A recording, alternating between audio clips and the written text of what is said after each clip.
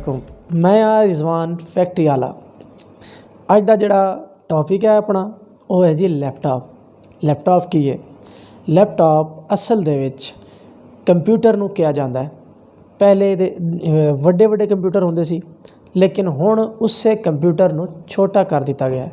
लेकिन इस छोटे कंप्यूटर दे विच यानी लैपटॉप दे विच वड्डे कंप्यूटरां तो बहुत ज़्यादा जदीद चीज़ां ऐड कीतियां गईयां ने, ਜਿਹੜੀ ਸਾਨੂੰ बहुत ज़्यादा फ़ायदा दे ਸਕਦੀਆਂ ਨੇ।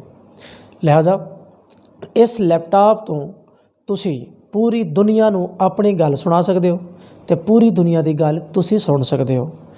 पूरी दुनिया के अगर ਤੁਸੀਂ स्टूडेंट हो, पूरी दुनिया के साइंटिस्ट जितने भी ने, रिसर्चर ने, प्रोफैसरस ने, सारिਆਂ ਦੀ रिसर्च पेपर्स ਜਿਹੜੇ ਨੇ ਤੁਸੀਂ रिसर्च कर सकते हो तो ਤੁਸੀਂ अपने प्रोडक्ट बना सकते हो। इस तरीके नाल ਤੁਸੀਂ ਇਹਦੇ ਵਿੱਚ यूट्यूब चला सकते हो, ਤੁਸੀਂ फेसबुक चला सकते हो, इंस्टाग्राम चला सकते हो, लिंकडिन चला सकते हो। इसी तरीके नाल ਤੁਸੀਂ ਇਸੇ लैपटॉप ਤੇ अपनी CV बना सकते हो, पूरी दी पूरी फाइल बना सकते हो। ਤੁਸੀਂ पावर पॉइंट ਤੇ पूरा प्रोजेक्ट बना सकते हो, ਤੁਸੀਂ किताबां लिख सकते हो।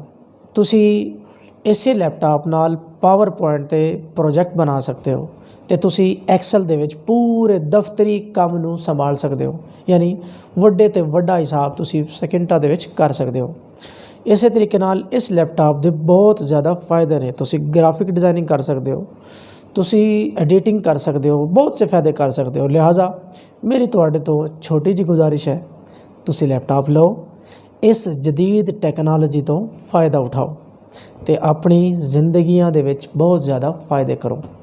तो बहुत शुक्रिया तुसी मेरी इस वीडियो नूं वेखिया।